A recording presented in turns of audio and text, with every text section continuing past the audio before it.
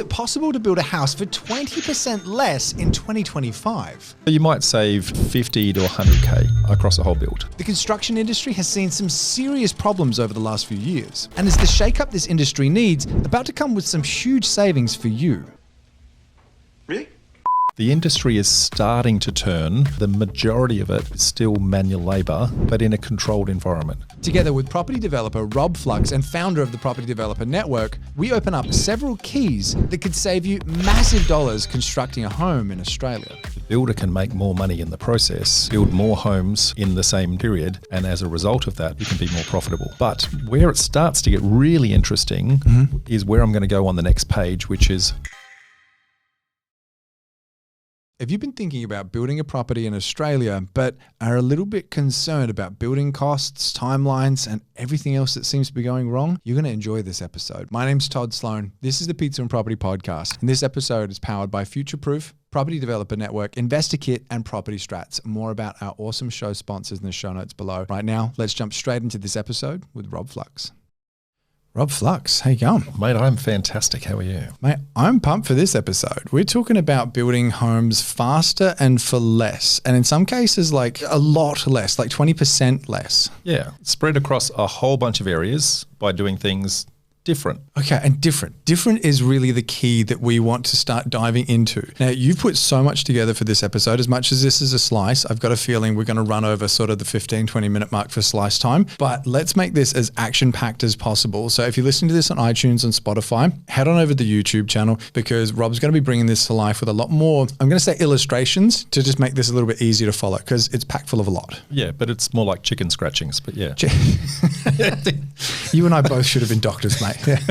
Okay, so as far as starting this off, like you've put together a bit of a grid to explain a little bit more about how the construction process currently works, and then we're going to start talking about the variations that you're talking about. But we're talking build times, we're talking materials, and we're actually talking construction. How do you want to start this, mate? Probably by setting the scene by going, what is a normal, typical construction process that happens? And this is pretty basic. Typically, if we want to have a custom home, we would go get an architect that would actually design that home. We would take that to a builder, and that builder would then custom build that as a one-off home. So that is often called a tool-built build. So if we actually have a look at this from a timeline perspective, the architect feeds the build process, the builder then goes and sources the materials. It's a fairly common process. Everybody kind of knows that. If we want to stick to that particular process, then we can bring some savings to this process by being able to source materials from overseas. Okay, and so this is basically the standard way building is currently done. That's what you're describing. Yeah, correct. Now, it's not going to save anything from a time perspective, but it might save a little bit on the cost side of things. And how much is a little bit? Like if Bianca says I want a little bit of your chocolate, like half my chocolate disappears. Like what's common problem. It's the first world problems, mate. I'm going to say anywhere up to 20 to 30% of the fixtures and fittings inside the house. Okay, so we're talking about the tiles, the kitchen, the cabinetry, the taps, but of the fixtures and fittings. So it's not 20% of the total build. It's a subset of that build. Gotcha. Right. So you might save anywhere from 50 to 100K across a whole build, depending upon what you're trying to do. So that would include things like windows, sliding doors, internal doors, all sorts of things like that. So long as you can bring enough in that it actually justifies bringing an entire container. How much is enough? An entire container. Okay. So you're literally filling like a 20-footer or 40-footer? Or? If you do half a container of either size, then that covers the cost of the freight. And so anything you do to fill the rest of it. So as soon as you get to, I've got enough materials for half of a container, then you can go, well, I might get some furniture, I might get some other things, and you start packing the container and maximizing the freight side of things. If you're trying to bring individual elements over, then you're paying freight on an individual element. Whereas what we want to do is try to get that container size. Many years ago, I imported vending machines for a little while. And I remember it was actually more expensive to get the vending machine from the factory to Shanghai than it was from Shanghai to Adelaide. Is it a similar kind of thing? You've got to be very careful of where the factories are that you're actually purchasing from? A little bit, but there's multiple ports in China, and you can actually get everything internally freighted to the one port and put it in the one container and bring it across. You'll need to work with a logistics company to actually do that. You may even work with a sourcing agent to actually bring the materials in. Now, the first thing I'm going to say, and I can already hear the people talking about this, China, cheap, all those sorts of things. But what people are failing to realize is that more than 60% of all of our building materials materials in the country already is already built in China, already made in China, I should say, not built in China. I know what you mean. Yeah, it's Chinese. It's from China. Correct. Yeah. When you say China now, do you always hear Donald Trump in your head as well? Or is that just me? China, no. China. No, but now that you've said that, I can't get rid of it. China. So from a materials perspective, there's potential savings in the material side, but not savings in time. So if I look at our workflow side of things, the materials kind of go down two paths. Do we source these from Australia or do we source these from China? Okay. And from Australia, we've got, I guess, more expensive from a materials perspective. From China, it's going to be cheaper. But from what you're saying, though, if 60% of building materials are coming in from China, it's really that it's still potentially the same thing. Someone else is just putting a margin on it. It's the same materials. The difference is that there's wholesalers and retailers that sit in the middle of that all have overheads and also margins that they need to do. Got it. So we're basically going to the source and we're bypassing a lot of that element. Now, makes sense. This is not to be thought of lightly. There is a process to actually go through here to make sure that they're Australian compliant, they meet all the standards, and that you're sourcing from the actual factory, not a reseller over there. Otherwise, they're getting the margin. So there's a process here, but I'm just trying to map out the concept for people to grab. So don't just jump onto Alibaba and start buying kitchens. Definitely do not. That is where you're paying a margin to somebody else. Got it. So the next concept, again, most people would be familiar with this, would be a project builder. Now, a project builder, the architect and the construction is actually the same company. Okay. So you're going to get your architecture designs out of a book. So they've got all their pre-made designs that are already sitting there, and they've designed those in a way to help them in the construction process where in the back end, they can start to do prefabrication of those materials. So all of their kitchens are very, very similar. All of their bathrooms are very, very similar. All of their frames are very, very similar. All of their trusses are very similar. So they can manufacture that in a factory, whether that be local or overseas, and they also import the materials themselves. So they are effectively starting to do the importing process anyway, and they're starting to do prefabrication. And this is the concept that I want everyone to start to grasp. If we use the project builder, we don't have a choice as to where the materials come from. It's going to come through, and basically we are picking from them. We can't influence the outcome of that. Makes sense. What we really want is a blend of the two. We want our custom design with the benefits of what the project builder brings to the table. So the project builder is going to be cheaper because of the fact that they can pre-manufacture and because their bulk purchasing power and those sorts of things. But we want the flexibility of our own custom home. So the first thing that's coming to mind, though, is even if you're doing this yourself and you're going straight to China, if someone else is already doing this, but they're doing it at a scale where they're ordering 1,000 kitchens, isn't it still going to be cheaper to go to the guys in the middle that kind of own both of these steps? Or are you saying no? No, because the project builder, they won't let you source for yourself. They control the sourcing process. Yeah. Whereas a tool belt builder may allow you to actually source yourself so long as they are comfortable with the warranty positions and those sorts of things. They'll probably want to put their builder's margin over the top of that to make sure that they cover themselves from a warranty perspective, which is only fair and reasonable because they have to live with the consequences of that. But take your builder overseas, take him on the shopping trip. He's going to love that. So you're actually taking your builders to China? We've got a builder lined up to take to China for our current project, yes. Okay, so this isn't just something that you're kind of looking into. This is like you're really doing it. Well, because there's a couple of challenges in the building and construction game at the moment. Yeah. There is not enough builders getting around, and a whole bunch of them have gone under, and that is causing the few that are left to ratchet their prices because they can. They know that the amount of workload that is coming to them means that they are overwhelmed. They can actually choose their jobs. So what we're trying to do is educate our builders on what I'm about to talk about, which is prefab construction and how the builder can make more money in the process, build more homes in the same 12-month period, and as a result of that, he can be more profitable. So we need to take our builders on a journey to get there. And what I'm trying to educate here is to say us as consumers need to also take the builder on a journey and also take our architects on a journey to get there. Okay, so what I'm really taking from this so far is if you just call up a builder and say, hey, I'm getting this stuff imported from China, and that's it. It's like he's going to hang up on you and go, no. Got it. Okay. But if you actually start educating them and actually saying, look, here's what we're doing, here's why we're doing it, here's how it can actually work for you, this is when a deal can come together. And hence why you're actually paying for your builder to like go to China with you. Correct. And it's going to work out more cost effective for us to do that, build long-term relationships with that builder. Okay. That builder will be able to do more homes in more time, which will play out by the end of this slice, you'll see that a builder will make a hell of a lot more money because he can build more homes in less time. All right, I'm going to stop asking questions and let you continue then. There's more to this. There's much more to this. So the mix here, the outcome we want is a custom home, but using the prefabrication process that the project builder is actually doing. And in order to do that, the challenge that we've got right now is most of our architects today are just building, assuming a tool-built build. Because that's the standard. That's the standard. That's what we've been doing for many, many years. Yep. 80% of all housing and construction in the country is a single dwelling. So That's a lot. That's a lot. So when we start to look at that, one individual making one decision can greatly influence the whole industry. We just need to do that many, many, many times. So what I'm trying to do is educate our audience out there to say, hey, if you do this one step, you open up an opportunity. So the one step, it's actually called DFMA. So capital D, little f, capital M, capital A. So designed for manufactured assembly. Why'd the F get shortchanged? Because it's for. Okay. It's a little word. All right, okay. Yeah. Designed for manufactured assembly. So if we design for manufacture, we can still use the tool-built build. But we have the choice that we might be able to do the same cost effectiveness approach that the project builder does. We may not get the economies of scale that project builder does, but we're going to get some economies in the process that are going to help us through the process. Can you expand on that? Because I feel like there's a lot more to that sentence. That's a loaded question.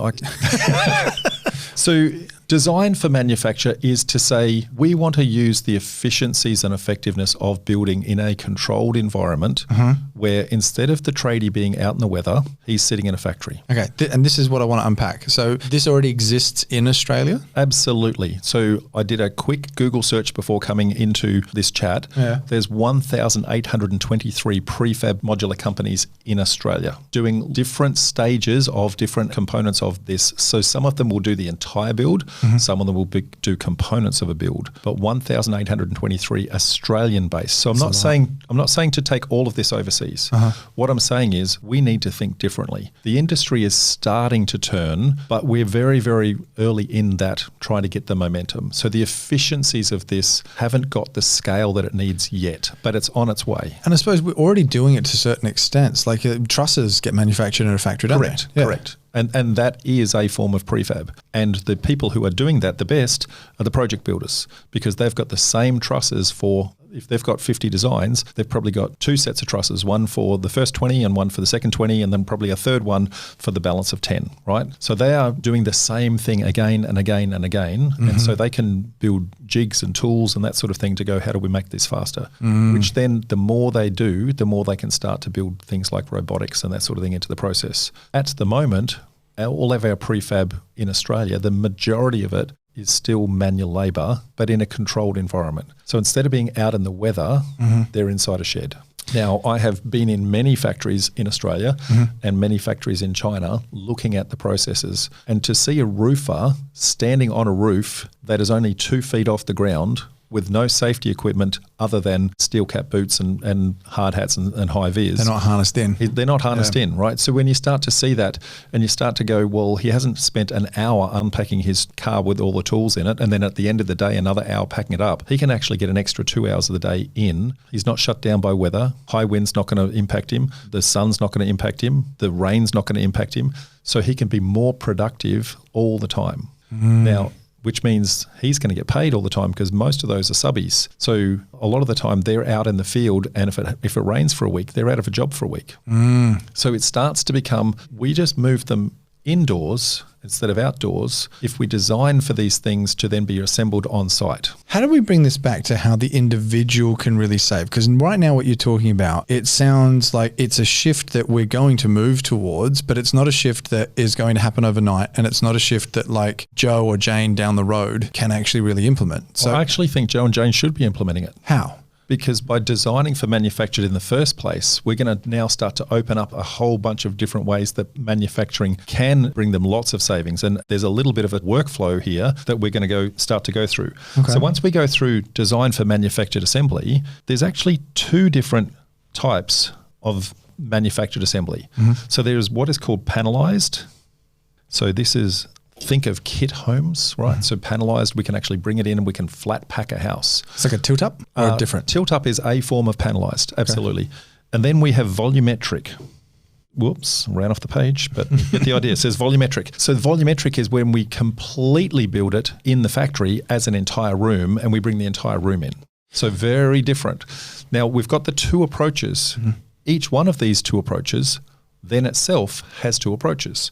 So we can panelize using, I guess, just the frames. Yep. Or we can panelize doing the entire wall.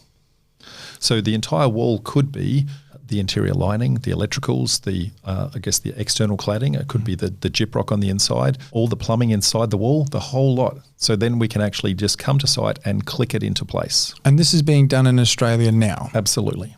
Okay. And if it's done overseas though, naturally the cost saving kicks in onto a different level if the scale is there? Correct. So there's balances that we have to look at, and every single project has to be looked at on its own merits. Okay. So if we manufacture in Australia, we're using Australian labour, more expensive, and Australian materials more expensive, but the freight to get it to site will likely be less because we're only freighting it, I guess, as domestic freight. If we're doing it in China, then, and China's not the only place. You can get them in Taiwan and you can get them in Vietnam and a whole bunch of places like that as well. But China has over 800 factories that specialize in this volumetric design. So when we start to look at that, then they can build at about a third of the cost in the raw materials and raw labor perspective. But then they're bringing over an entire room, and that entire room, the freight of that from international freighting adds up. So you're going to have some cost savings at the beginning and some cost add-ons with the freight side of things. On balance, if you're doing a single house for a single house, the actual cost is marginally cheaper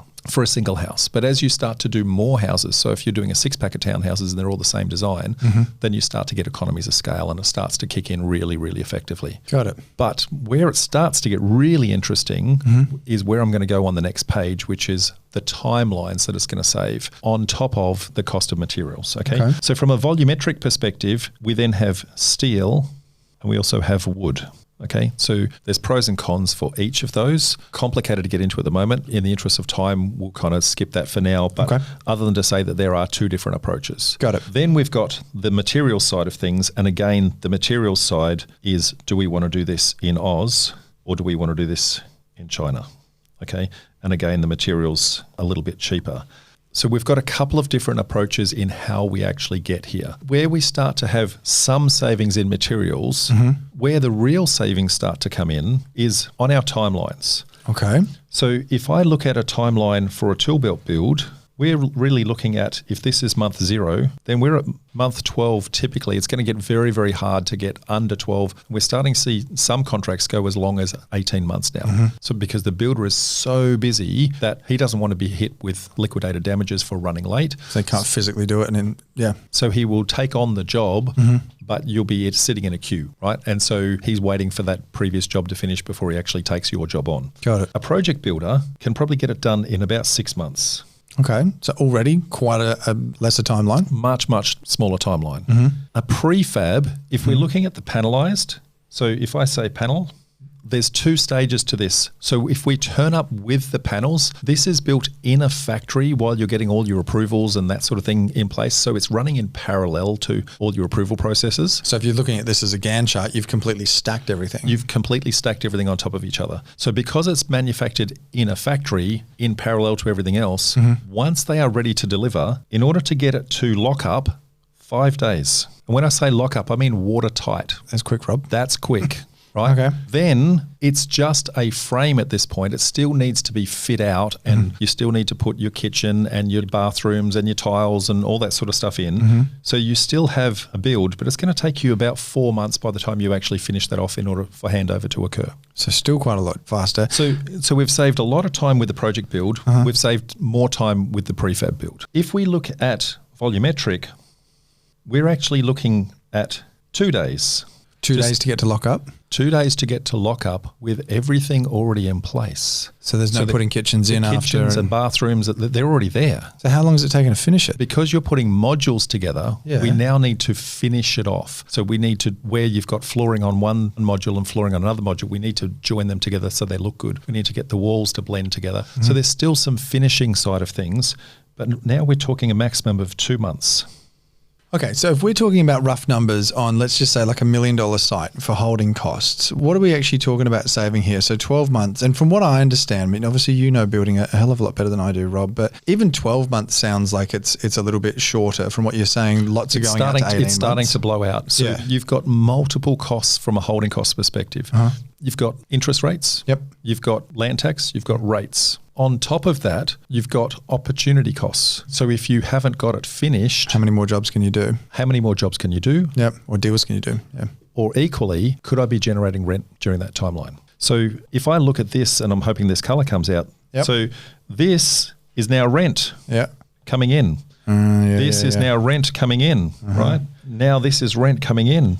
So we've not only got holding cost savings, but now we've got actual generating revenue actually starting to come in. So even if we had zero cost savings in the materials side of things, we would still be much, much better off to be taking on the panelized construction or the volumetric construction methodologies. This is exactly why I wanted to make this episode with Rob, because him and I chatting about this off air, it took a little bit to go through, but then once the penny drops and you're like, wait a second, this isn't just like one form of saving, this is multiples. And like you're saying as well, Rob, the thing that I really like about it is instead of a project taking like 12, 18 months, if it could quite literally end up taking a few months, how many more projects could you potentially do? What are the savings involved in this? Like, again, if this was $1 million site, like doing some sort of rough calculation with that, you're talking about, well, like $6-ish grand a month holding costs. So we're talking 70, 80 grand a year just in like the interest component of this. Yep. Let alone the rates, the opportunity cost, the rent. Like this is easily going to start adding up to hundreds of thousands of dollars in a lot of cases. Absolutely. And so that's for the investor or the developer. Okay. But for all the builders and tradies out there, I'm going to talk to you right now. So this is super important. Okay. You've got a finite limit of how many jobs that you can actually do at any one point in time because your builder's license won't let you go past a certain dollar figure. So we're just going to do a hypothetical. If you've got a $5 million builder's license, that might only be 5 homes at $1 million each that you can build, 10 homes at $500K each. They're all going to take 12 months. You've capped the amount of projects that you actually can do. Yep. But now if you can actually build in 2 months, now you've got 6 times more the actual volume of projects that you actually do. That's 6 times more projects you can do, 6 times more builders margins sitting on top of that. So you can start to roll this across. The skills are still needed to be the same skills. We still need chippies. We still need plasterers. We still need plumbers and those sorts of things. But they're going to be working in different environments. Wouldn't it be great to be working in a controlled environment rather than working out in the field? And you come out to the field when it's already at lockup, so you're already protected from the weather and you're coming in at a much nicer perspective. Not having to have you and your whole crew off for a week because it's 40 degrees. And so they can start to do more projects and actually make more profit from the process. And then we can start to solve this housing crisis issue. Talk to me about the downsides, because so far it's sounding like, and like we just said, this isn't even taking into account the potential savings on the import side of things and material side of things, even if you just did one. So this is whether we are doing it from Australian prefab or whether we're doing Chinese prefab. The concept is let's design for modular assembly in the first place. Yep. We can then take that out to a builder and say, hey builder, would you like to use a stick build? Or because it's been designed for prefab, would you like to actually go and see if you can go to a factory and source the materials and assemble it rather than construct it? For anyone wondering, stick build? That is a typical tool belt build. You take a stick or a piece of timber and you hammer it together and build a house. Just clarifying. Okay. It's industry vernacular. Rob, the big takeaway I'm getting from this is explore China. Be very cautious of it though. This isn't about exploring China as in like an Alibaba sense like we discussed. This is about actually doing it in detail, but it doesn't stop there. It's about more so talking to your builder, talking to your architect about modular construction, about volumetric construction. Whether it's the right answer or not, at least understand the option, because if you don't have that comparison, you build and then later on find out, actually, wait a second, I could have done this in a few months versus potentially a few years. You're going to kick yourself. So more specifically, ask the architect to design for modular assembly. Ask the architect to design for modular assembly. Yeah. So DFMA, design for modular assembly. If you do that, then you can still build with a normal traditional tool belt builder, or you can go down the prefab route. So you've got choices. You're not moving away from the old, but rather you're opening up the opportunity for the new. Love it. Rob Flux from Property Developer Network. Thank you so much for sharing this, mate. This is potentially going to save a lot of people quite a lot of money. All good. Thanks, mate.